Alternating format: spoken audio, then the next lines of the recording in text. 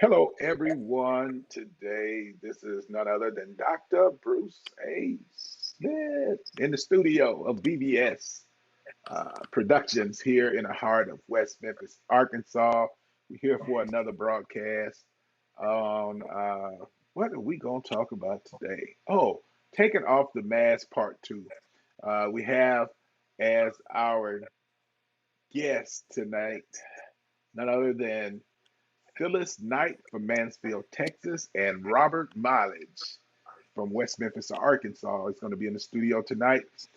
We are expecting a good discussion, and we're going to turn this thing over to Miss Knight, as she's going to do the recap on last week and get us started for this week. So, are you ready? We hope that you are ready in the studio tonight, Miss Knight. How are you? I'm great. How are you today? How are you, Robert? Doing good, Oh, doing I'm doing good. fine. How about you guys? We're doing Straighten up your good, doing glasses and you'll good. be doing fine. I gotta get Well, some we're new just gonna glasses. recap on Yeah, there you go. taking the mask. I can't say like this all night.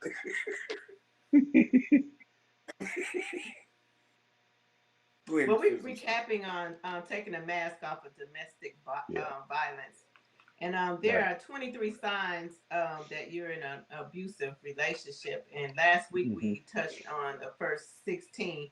Now I'm just gonna Right. briefly run through them, and then we're gonna start on number 17 this week because Hmm. we did get through 16 of those signs last week.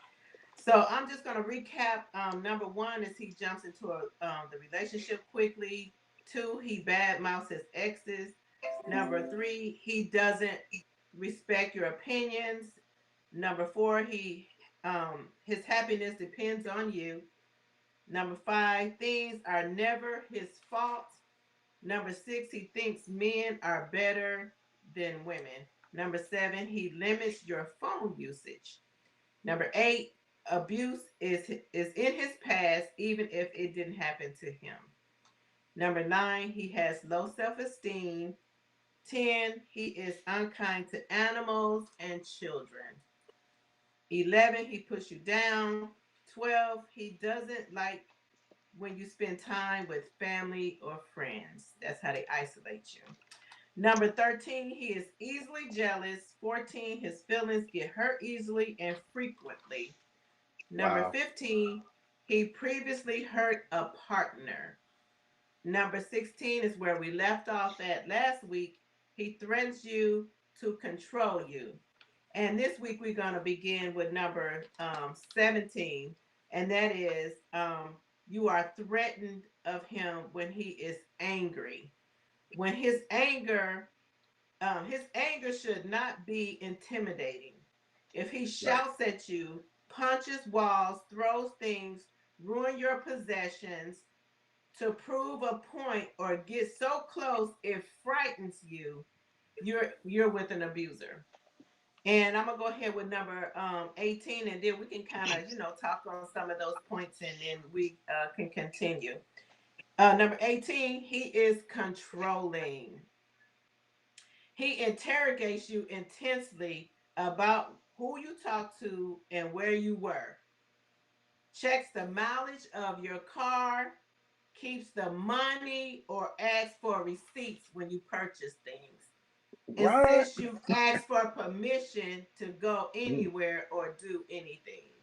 So, we can kind of recap on some of those things from last week and discuss the new two signs that I introduced this week, that he frightens you, that you are frightened of him when he is angry. A lot of right. times, when you're in an abusive relationship, when a person gets angry, you're frightened because you're scared that he's gonna, like we said, tear up some of your stuff, or punch Right. walls, or throw shoes at you, or whatever. Hmm. So um, you with an abuser when he gets so angry, like I Right. said, that they just put punch holes in the wall. Right. So that's a sign of that you're in an abusive relationship. Yeah. So it sounds like person gets out of control. Um, that and that's a definite sign. A person get out of control. You got to be careful. And that doesn't matter whether it's a man or a woman, because you can get hurt. Mm-hmm. Nowadays, you can get hurt. It ain't Right. like it used to be. People, it seems like we have less tolerance for things now, and uh, we see so much violence. It's easy to do violence. So uh, Mm-hmm. somebody that's in that type of relationship, in that situation, needs to seek help. Uh, Seek it as quick as you can, because you never know what the outcome could be. It could turn bad very quick. So Right. uh, it's something that we don't just want to take for granted. Oh, he loves me. No, no, they ain't gonna do you like that if they love you. That's false love. If that's what you think love is, we need to do a reevaluation. So Mm-hmm. yeah. Exactly. So what do you think, Robert? Wow. I mean, that's you know, it's a hard thing to wrap your mind around, anyone that would devalue another person like that. Uh, Mm-hmm. I never want to be in a relationship where you, you you feel like you got to have dominion over the one that you say you love. Well, that ain't what God gave us. God gave man dominion over the in Genesis the things of the earth, not another person. And it's pretty sad. Let me say this: one of the most dangerous things, and I've said it in my past too, is a guy can say to a woman is, let me bring you into my world. And you need to assess what his world is. And sometimes you don't find that out until you in that relationship that it's not a good world. And I think that's a small world to be in when you say I want you in my world and you isolate someone from family members and the thing that you all have just mentioned. And my prayer is that we can say something that will bring hope to those that are in that relationship. Back to you, Miss Phyllis. Yeah.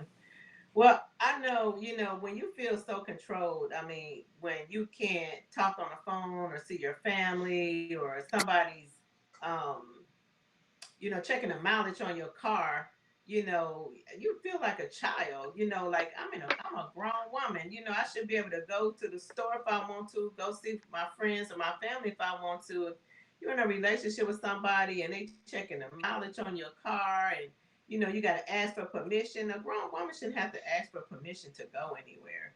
I mean, out of respect in a marriage or a relationship, you tell your partner, that you're going somewhere, because if you've gone too long, of course you want them to be concerned, that something could or not could or could not happen to you, but not to the point where you feel, like a child, that I gotta ask, can I go somewhere? You know what I'm saying? So that's having too much control over a person. And, like when a person is isolated from their family and their friends, you can't spend time with your family, but he wants you to be around his family. Oftentimes you're in abusive relationships. So, sometimes we don't even see those as a sign that you would an abusive person. But like I said, abuse is not just a man. Women can be abusive also. We don't really think about how some men are in an abusive relationship with women. So they like to manipulate you. Yeah, and it's something that we need to understand. Abuse is not just physical; it's verbal. Um, Verbal abuse Emotional. is just as, yeah, it's just as bad as physical abuse. It can cause just as much damage, and it's a good thing to check your situation and come to a realization what is actually going on in the relationship, because it's important to have a healthy relationship and not a relationship that where you feel like you're going to be threatened at any point or any time. So it's Mm-hmm. good for us to recognize and to realize that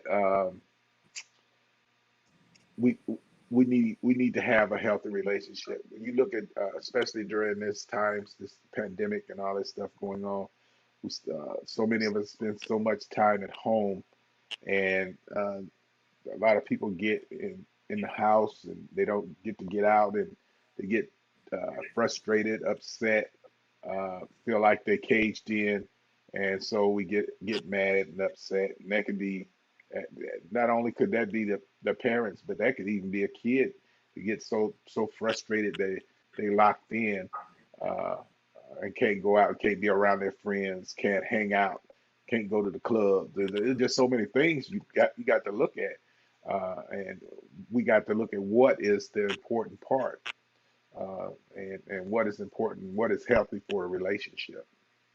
Right, right, right. Well, I'm gonna read a couple more signs so we can get through our 23 this week.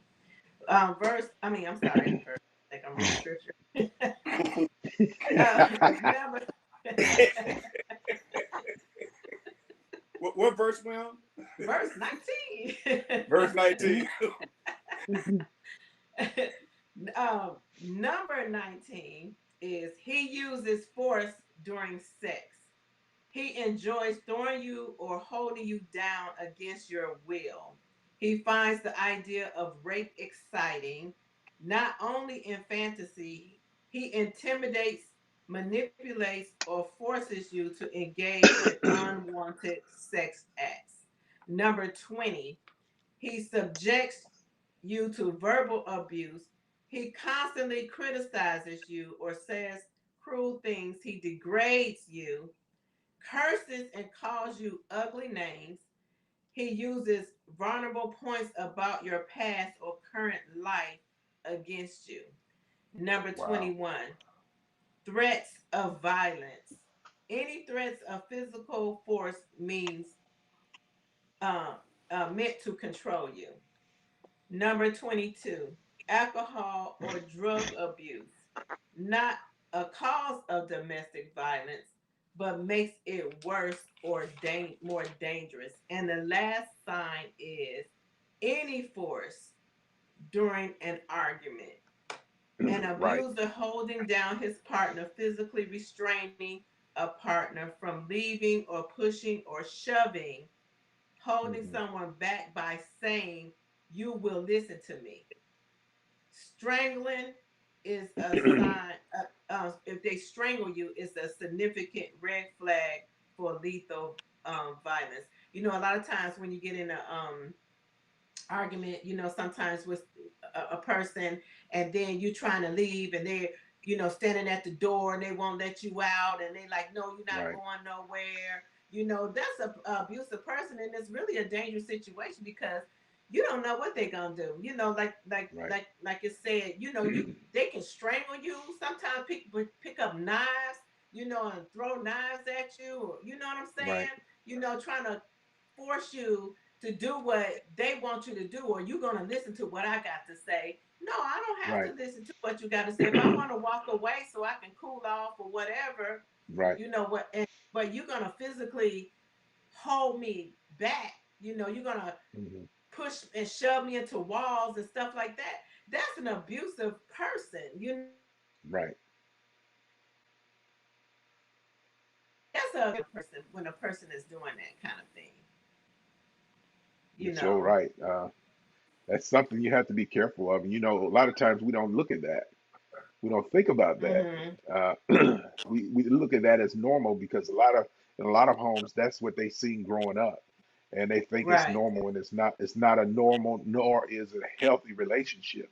So it's Right. important that we look and seek out what is a healthy relationship and try to build on that. A Right. lot of times people uh, get connected with people that did like things that they seen in their home growing up. And so it ended up repeating, going through generation after generation. And that's something Mm-hmm. that we have to break. We have to do everything that we can to find out. If we don't understand why this is going on, get some help. Seek somebody that can legitimately help you to find out what a healthy relationship should be like, and try to seek that out. Sometimes we have to have the right type of mentor or somebody to guide you, to have that type of a relationship that we need, a healthy relationship. Yeah. Right. Right. Well, like I said before, a lot of times, we have to sometimes go see a counselor, Right. even if you're not the abuser, but you're Right. the person who's being abused, to help you Mhm. to get out of that relationship. You know what I'm saying? Sometimes Right. we're not strong enough. We feel like that person loved me, or they say, I'm sorry, I love you, I'm not going to do it no more. Please don't leave Hmm. me, and all of Right. that stuff. And, you get that emotional, abuse because they, every time they do it, then they say, and they sorry, and then they hug, and then they Right. bringing you flowers, or they bringing you a Don't they do gift, it? Yeah. or they doing Yeah. something, to make you, feel sorry for them or pity for them. You know what I'm saying? Or I Hmm. can't, I really love you. I can't make it without you. No, you can make it without me. Right. So Right. we have to be able, to get out of that kind of relationship. And there's ways Right. of getting out. You just gotta, for one, you gotta decide to leave that kind of relationship, that abusive Right. relationship. That's the first thing you got to do to be able to get away from that person. You got to make up in your mind that I'm done. I'm better than this. I deserve better. Right. I don't deserve to be hit and hurt and abused and controlled, and I Hmm. can't spend time with my family and my friends. Nobody deserves to live that kind of life. That's Right. bondage. So you Right. have to first, you got to decide that I'm going to Hmm. get out of this relationship, especially if you have, Right. small children involved. You don't want your children growing up seeing that, because children, Right. most of the times, they're going to do what they see more than they're going to do Right. what you say. You know what I'm saying? They, Right. they Right. learn how to deal with other people in their life based on what they have seen growing up in their own household. Exactly. Um, it's important that if you realize, come to the realization that you have this problem, you need to go seek out counseling, even if you have to go to a psychologist or something to help you to work through this situation. Because if you're like that, maybe, and you don't, and you like that, you don't want to be like that, but you can't change on your own sometimes. Sometimes you have to get help, somebody to Mm-hmm. help you walk through this type of situation in your life to where you can change what is normal.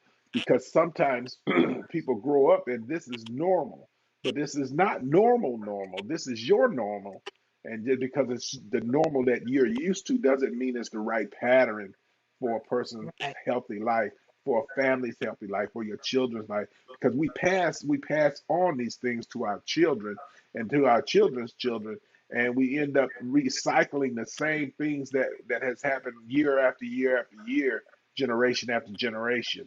And we can break the cycle by being willing to realize that you have an issue, you have a problem that needs to be worked through, and try to get resolution, get find out what the solution is. And that is seeking help. So many times it is that we need to seek the right help, and not be feel that okay, I'm not, don't feel like you're ashamed of getting help, because the worst thing you cannot do is get help.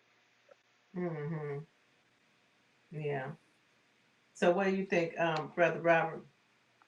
Oh, absolutely. Let me read this, and I hope it in line with what you all say. It's about a narcissist. A narcissist doesn't break your heart; they break your spirit, and that's Mm-hmm. why it takes so long to get healed. I mean, before and like Dr. Bruce and you said, sometimes we see it as a generation of abuse, and we think that's how it's supposed to be, one way or the other. But your spirit has to be stronger than that.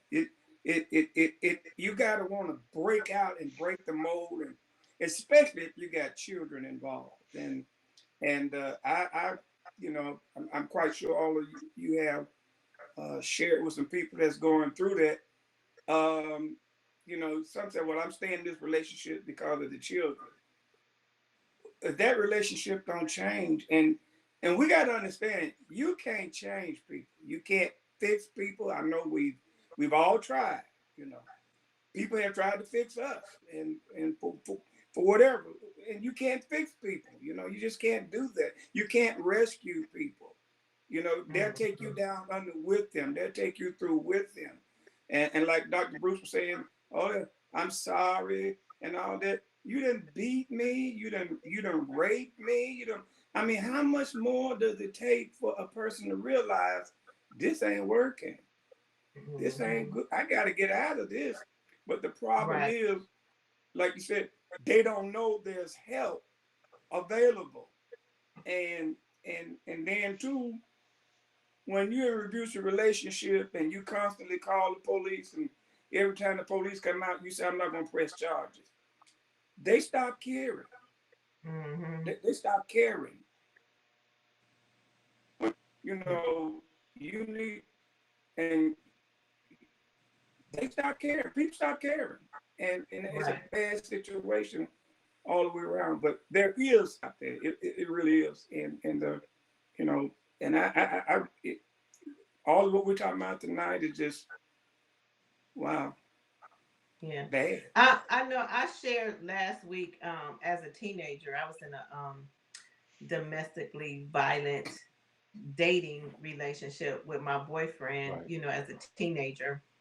And we don't talk about that oftentimes. Young people, when they're dating, they're in an abusive relationship, and because I was young, I mean, I don't just blame it on being young. You don't have to be young, but I was young, and I thought I was in love, and my boyfriend used to jump on me, and I couldn't talk to people, and you know what I'm saying, and it wasn't until I had enough strength to press charges on him, and allow him to be dealt with the court system.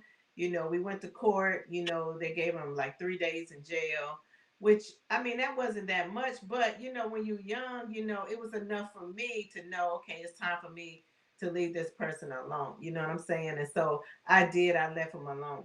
But then some about a year or two later, after I had my son, and I started dealing with him again, and one day I went to sleep And I woke up and he had a gun to my head, you know. And so when that happened, I was like, you know what? I got to get away from here, you know. So that's when I made a decision in my mind. I didn't tell him uh what I was planning to do, but I knew I need to get away from where I live to, you know, so that I can be really free from this person. And so I ended up going in the military. And you know, hey, I lied and say, yeah, we're gonna get married, you know, whatever. I told him whatever I had to tell him, you know, because, you know, but when I left and went in the military, I was like, nah, I'm done with him. I'm through, you know, but I had to make up in my mind that Right. I was going to get out of that relationship, and that was my way out. And you know, Right. and that's what anybody, you know, you have to first decide to get out of an abusive relationship. The second thing you got to do is you got to constantly work on yourself to get out of Right. an abusive relationship. You got to encourage yourself. You got to love yourself. You got to know that you're worthy, you know, of having another loving relationship. And you got to allow yourself to heal, you know, from the abusive relationship that you were in. Right. And then you got to, sometimes you got to be prepared for the backlash that's going to come with you walking away. You know what I'm saying? You got to have the mental toughness, you know, to get away from the abuse. And sometimes it's going to get Right. worse before it get better, you know, Right. but you can walk away from an abusive relationship. And then you have to spend the time and the money and the effort on yourself, you know, to get away from an abuser. You know, you got to prepare yourself for your Right. future. You know what I'm saying? And if you have to go back to school, sometimes you've been married to somebody who's been abusive, you know, your whole marriage, and he's been taking care of the bills and, you know, taking care of everything in the home, and you don't even know how Hmm. to really pay bills. You don't know how to, you know what I'm saying? But you got to start working on yourself to get Right. yourself out of this situation. You know, whether you Hmm. got to take some classes that he don't know about, some online classes to better yourself, Exactly. or whatever. You Hmm. got to prepare your mind to get out of the situation. And sometimes you gotta, like my mother-in-law say, don't let your left hand know what your right hand doing. You know what I'm saying? Sometimes you gotta do what you gotta do. You gotta move quietly, you know, so that you can prepare for a better future. And the last thing you Right. gotta do is surround yourself with your tribe. You got to be around family and friends who's gonna be there to support you. If you have to Right. move in the middle of the night, you got to know that you got somebody who's Right. going to pull Right. up the van Right. or whatever and get your clothes, or wait till he get in the car and go to Hmm. work and hurry up and get you some garbage bags. You got to do what you got to do, you know, to get out of Exactly. that situation, because your life and your life of your children depend on it, Hmm. you making a Right. choice. So that's the thing. We can get out of it, but we got to first, we got to decide that we're going to get out of that kind of abusive relationship. Yeah, because it could turn into a life and death situation, really. Because you Mm-hmm. Yeah, never it can. know. And then if they're a drinker too, because I've been in some situations with females that drink, and they're Right. okay when they sober, but when they get a Mm-hmm. little of that fuel oil in them, they get a little wild and get a little loose and wanna hit you and try to beat you like a man. So you have to That's right. decide, is that something you want to deal with, or is it not? So That's right. you have to look, you have to count the costs and everything to Right. do it. So it's something, it might hurt to have to get away sometimes, but Right. the life you save could be your own sometime when It'll you be think your about own. this That's thing, right. especially in this age that we getting now, because everybody got a gun now, everybody carrying a gun. So it's no, it, people get mad at you. Those, and think about it. Those that get mad and they get a little out of control, you might want to start distancing yourself, because it could turn into a bad situation fast. And That's I right. don't want to be in that type of situation. That's why one of the things I've learned to do, I speak a whole lot less and listen a whole lot more. And when I hear things sound like they're going sour, I'm getting out of Dodge. It's time to go. Time to get away. I don't care what somebody say. I don't care what they think. I don't care if you call yourself my friend, but if you going down the wrong road, saying the wrong things, hey, it's time for me to get away from you because I don't. My life is more valuable than just hanging around somebody. Especially, some people they get out of, like I say, they get out of control. We know when our friends get out of control sometimes. We know what they Right. say. We know what they do. We know a lot of times. We know whether they're abusive in their household, but we don't want to say nothing. That's one of the things that goes on. We don't want to take the mask off and Right. come to the realization that these things need to be addressed because our family members can get help. Our friends can get help, but a lot of times we're not willing to even say anything. And just say, hey, pull them to the side and just talk to them about it. Sometimes, yeah, will they get mad? Sometimes they will. But Hmm. if you don't say nothing, you can't even put a bug in a person's ear to even make them realize that, dude, you might need to get a little help because it can go sour very quick, and especially Right. if it's alcohol involved. Whew, alcohol or drugs, it can get very very bad very very quick. Right. Yeah. I just want to touch on a couple of myths about domestic violence. Five myths of domestic violence. Um, Hmm. it won't happen in Christian homes. That's a myth.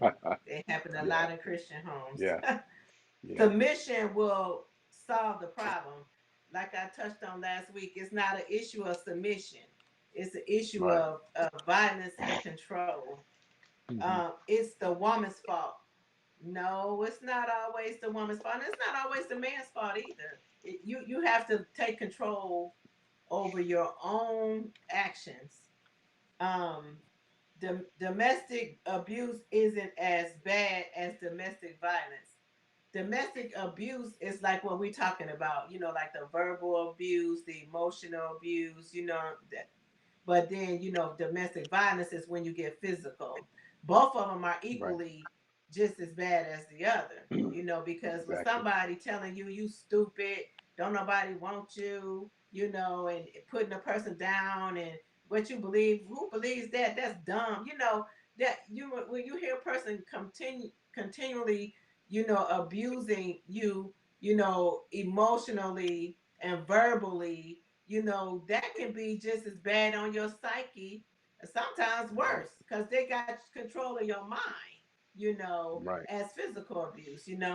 And then if an abuser is truly sorry and forgiven, the relationship should be reconciled.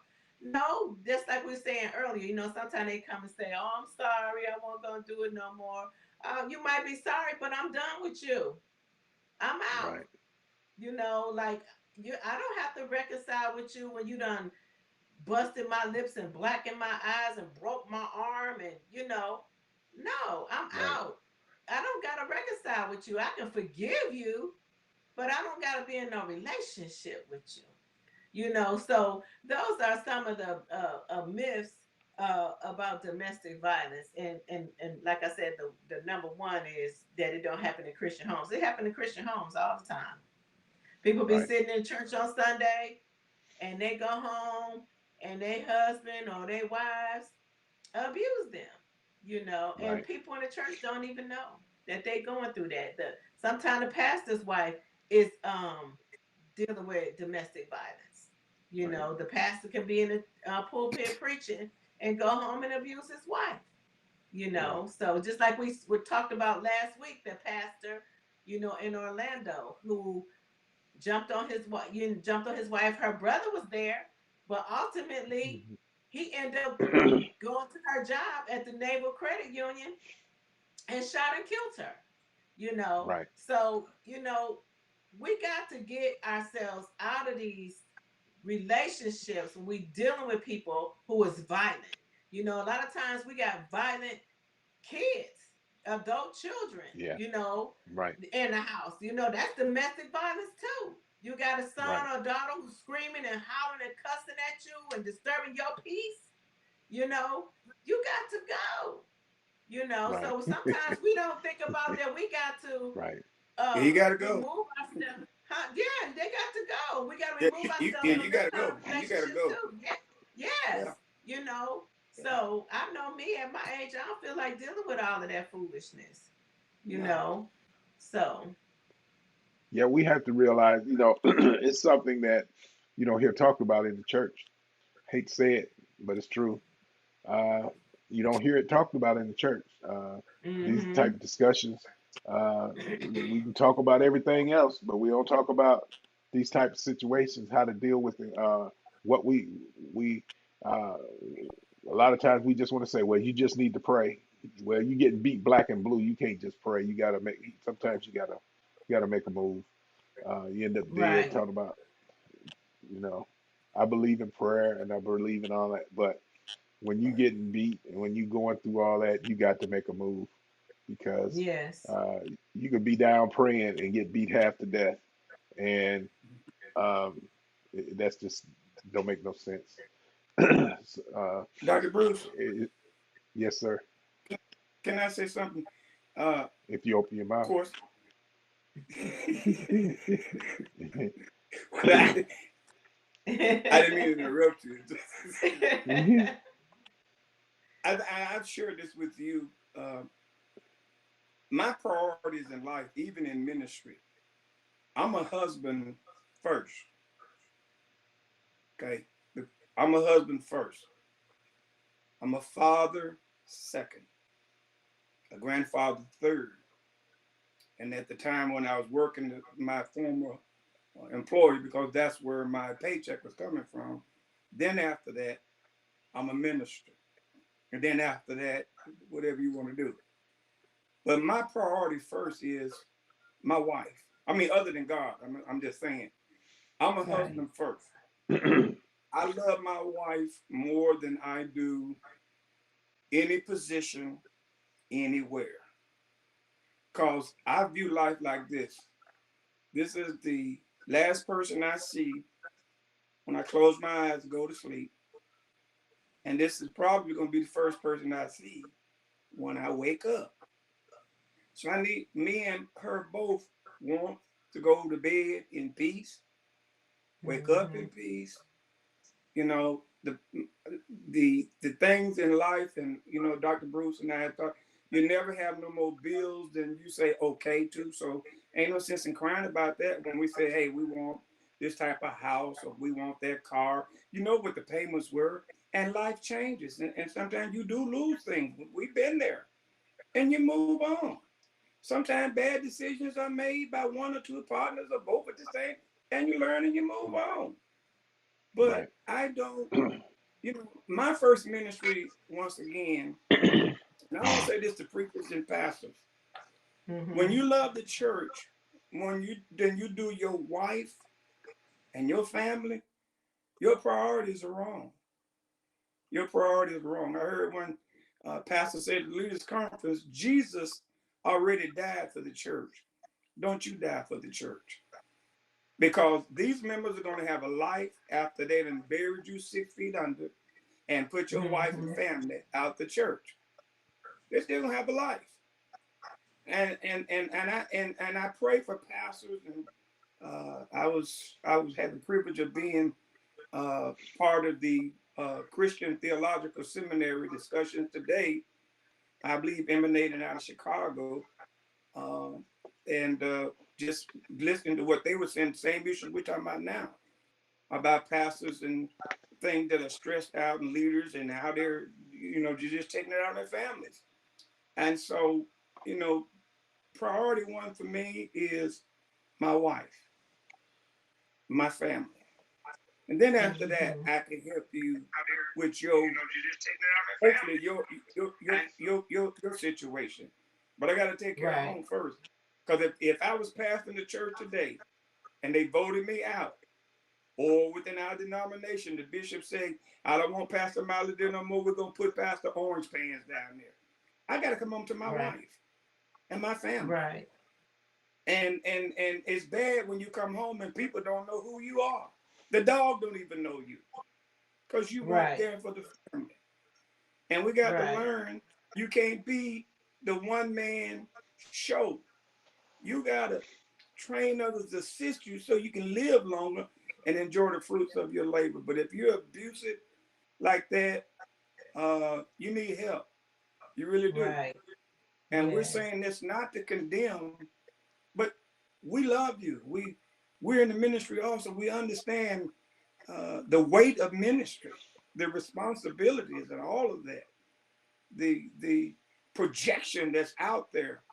That a lot of times we feel like, if I let my hair down, I'll lose credibility. I'll lose respect. No, I don't do a lot of church pictures because that don't always show me life. But when I see Mm-hmm. you and your wife sitting in the park on a bench, that I'm like, I ain't never been down to that park and that bench. I need to go down there.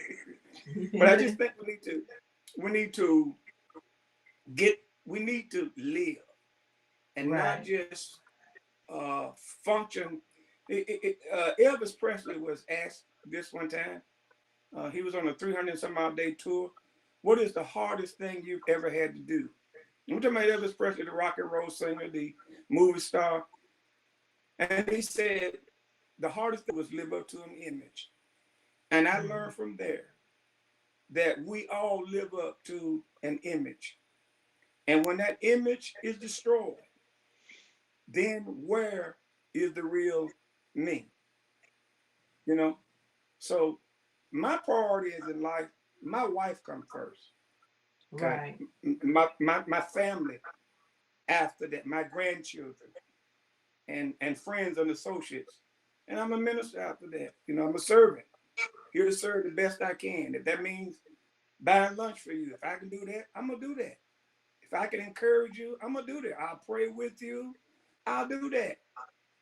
But I have limitations. And even as a minister, our families, our children, we were preachers' kids, and so we know. So we know. But I just wanted to throw that in there. Yes. Yeah, it's this is a heavy topic. It's something you could really go on and on about. Um, it's one that, when I think about it, you really do have to take the mask off. You have to be willing to uh, look at yourself. Uh, you know, we say that couldn't happen to me, but all we got to do is look at our past, look at Yeah, what we yeah. have done in our own homes, look at Right. Yeah. the areas that we need to improve on, and ask yourself, do I ever get out of control? Do I ever touch my wife, touch my husband? Do I ever holler and scream? Do I ever punch the walls? Do I ever threaten to do harm? These are the things we need to look at, and these are the things we need to address. And it's something that kind of topics that I wish would be discussed in the church sometime. But whether it's Bible study or whatever, I ain't saying you got to do that on Sunday morning.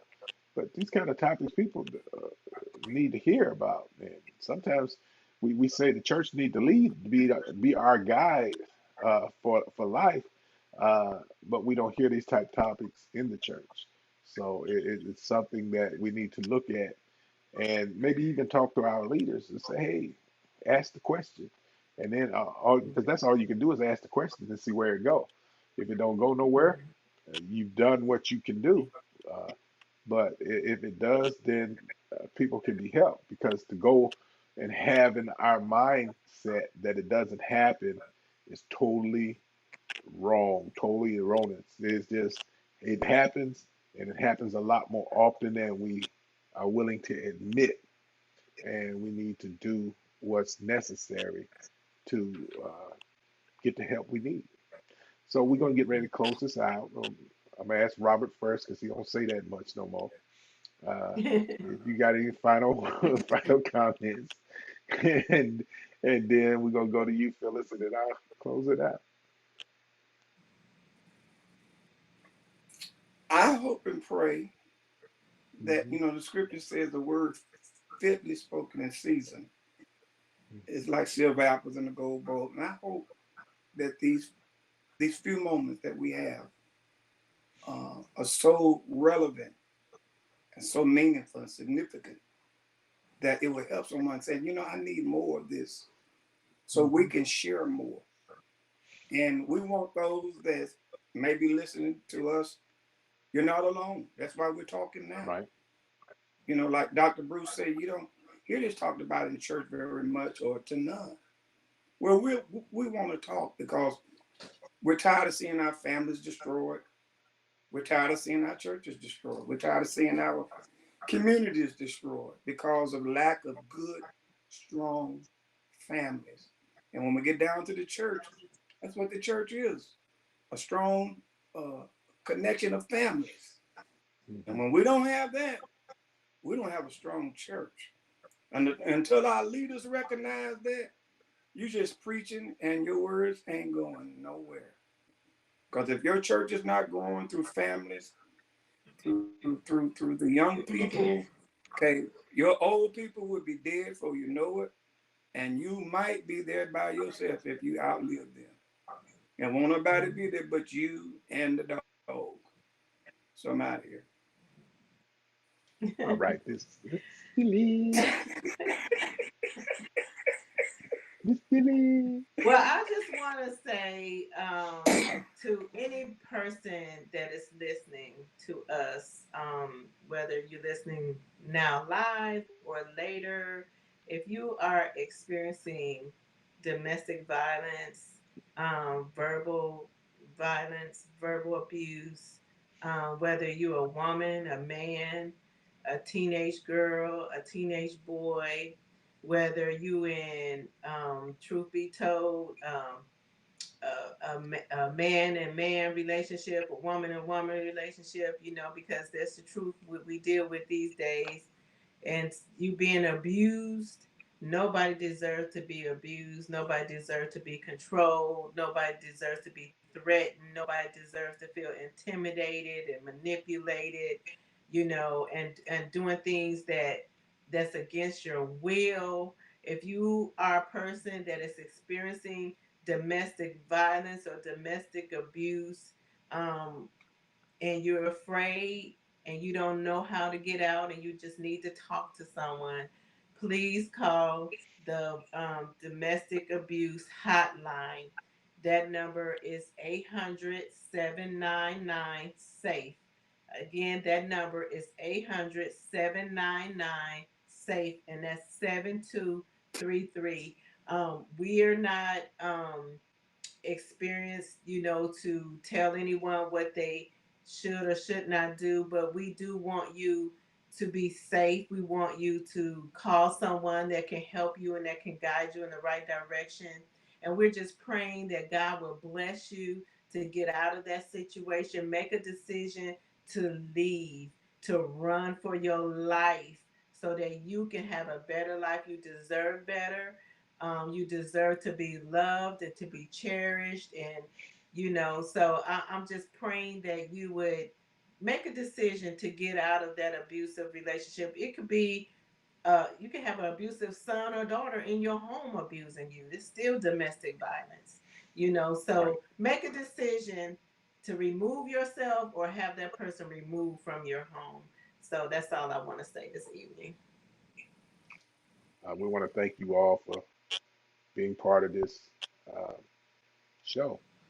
Uh, I like to see this show do some of the hard, what I call hard topics that we don't like to talk about, that people don't want to hear, that you don't hear.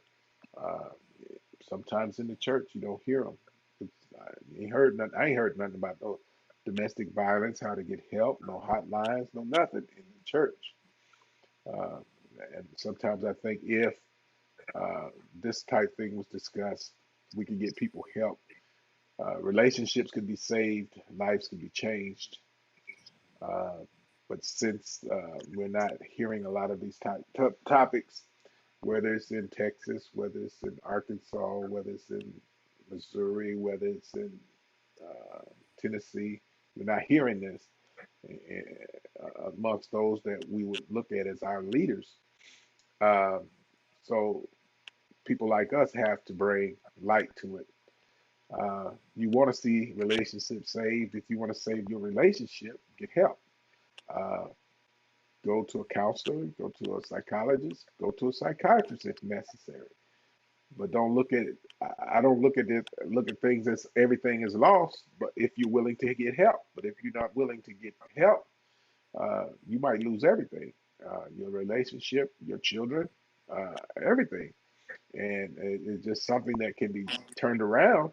It's not too late, but you got to be willing, and that means each and every one of us. If we got this kind of thing going on, let's do what we need to do. What's necessary to turn the situation around before it's too late, or before somebody get hurt, before somebody get killed, before somebody get a broken arm, a leg, so somebody get hit by a car. I can remember relationship, yeah, way back when I was in my 20s, getting about getting ran down by a car, you know, by a lady that I was kind of with tried to run me down with the car. So it's like, and I was married at the time, and she tried to run me down, get drunk, got that fuel oil in there, and tried to run me down. So it's one of those things you have to think about. Get the help. That's all I can say. So we're gonna get ready to tune out, and we thank you and come back on next week to the producer show, and we'll be on Thursdays, every Thursday at 6:30 Eastern Standard Time. Thank you, Miss Knight, and thank you, Mr. Mileage, for tuning in. And you all have a wonderful day, and God bless you. Goodbye.